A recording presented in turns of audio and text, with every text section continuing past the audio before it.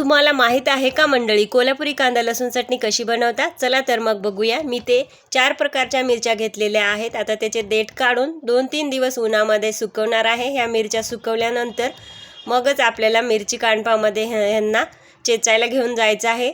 तर आता इथे जेवढ्या मिरच्या आहेत त्याप्रमाणे मिरच्याच्या प्रमाणावर ना खडा मसाला, ओला मसाला अचूक प्रमाणासहित दुकानदार आपल्याला देत असतात। हे बघा, मला एवढा मसाला दिलेला आहे।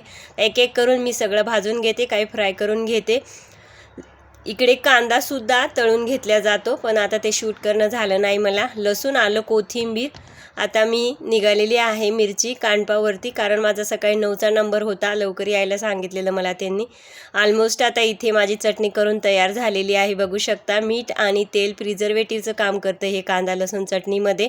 ऑलमोस्ट चटणी बनवून तयार आहे। चॅनलवर नवीन असाल चॅनलला पटापट सबस्क्राईब करा, व्हिडिओ आवडल्यास लाईक करा। धन्यवाद। व्ह्यू भरपूर येतात पण सबस्क्रायबर वाढत नाहीत, नवीन यूट्यूबरला सपोर्ट करा।